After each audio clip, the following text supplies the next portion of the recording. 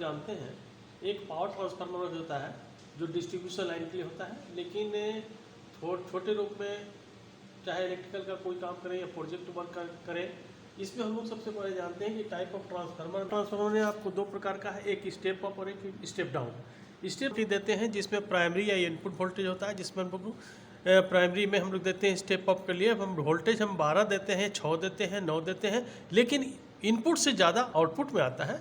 इस प्रकार का हम लोग ट्रांसफार्मर को हम लोग स्टेप अप कहते हैं। जिधर वोल्टेज देते हैं उसको हम लोग प्राइमरी या इनपुट कहेंगे, जिधर निकलता है उसको सेकेंडरी या आउटपुट कहते हैं।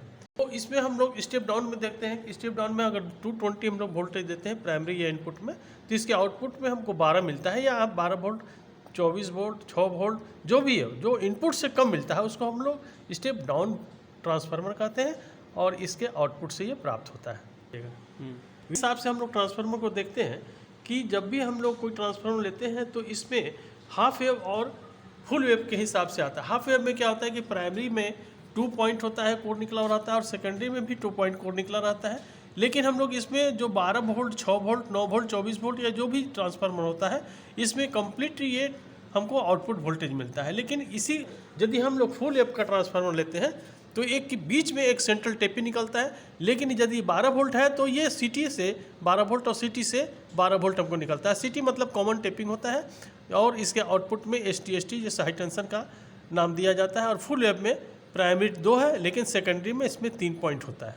करंट रेटिंग ट्रांसफार्मर में जब भी हम लोग transformer 12 volt, 6 volt, 18 volt, 24 volt, जो भी वोल्ट का हम लोग ट्रांसफार्मर लेते हैं, जैसे जैसे उसकी एम्पियर कैपेसिटी बढ़ती है, वो कैपेसिटी के अनुसार में ट्रांसफार्मर की क्वालिटी और कैपेसिटी बढ़ जाती है। उसकी एम्पियर कैपेसिटी हम जानते हैं, क्योंकि सभी ट्रांसफार्मर 12 वोल्ट का ही दिखाया गया है, लेकिन सबसे न्यूनतम में हम लोग 250 milli ampere, 500 milli ampere, 750 milli ampere या 1 एम्पियर का ट्रांसफार्मर लेते हैं। इसलिए सबसे जो पावरफुल ट्रांसफार्मर होता है, जिसमें करंट रेटिंग एम्पियर ज़्यादा रहता है, वो सबसे बेहतर और सुंदर काम करता है। ट्रांसफार्मर में हम लोग समझते हैं कि जिधर में हम लोग वोल्टेज देते हैं वो प्राइमरी होता है, और जिधर से वोल्टेज निकलता है वो सेकेंडरी होता है। देखिए 12 वोल्ट का ट्रांसफार्मर है, तो 12 वोल्ट हमको आउटपुट मिला, और ये आपको प्राइमरी, यहाँ पर प्राइमरी है जिसमें 220 वोल्टेज देते हैं।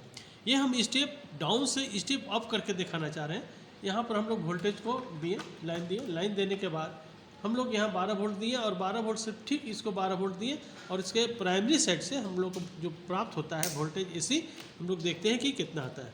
अब यहाँ पर नापते हैं, देखते हैं कि हमको ये 12 वोल्ट प्राइमरी में दिए, तो ये हमको कितना मिला, 138 वोल्ट मिला। मतलब कि स्टेप डाउन से स्टेप हम ले गए। अब बताना चाह रहे हैं कि इसमें हम प्राइमरी वोल्टेज दिए, प्राइमरी में 220 दिए, 220 लाइन आउटपुट से आ रहा है, और इसके सेकेंडरी में कितना आ रहा है उसको हम चेक करते हैं। सेकेंडरी में देखिए प्राइमरी से कम निकलेगा, उसको हम लोग सेकेंडरी कहेंगे। हमको 12 वोल्ट प्राप्त हुआ, मतलब 220 दिए तो हमको 12 वोल्ट प्राप्त होता है। अब हम देखते हैं कि इसमें हम वोल्टेज देते हैं, हम इंडिकेट करता है ये लाइन इसमें है, ये लाइन इसमें है, ये लाइन बता रहा है, इधर से लाइन आया, लाइन आने के बाद ये ट्रांसफार्मर में चला गया। ट्रांसफार्मर में एक न्यूट्रल एक फेज होता है, तो इसमें फेज है, ये न्यूट्रल है। इसके आउटपुट से यहाँ से हम लोग लाइन निकला, और ये हम लोग स्टेप अप करके हम लोग देखते हैं कि किस लाइन में है, ये हमको बताएगा कि लाइन से हमको करंट यहाँ मिल रहा है कि नहीं।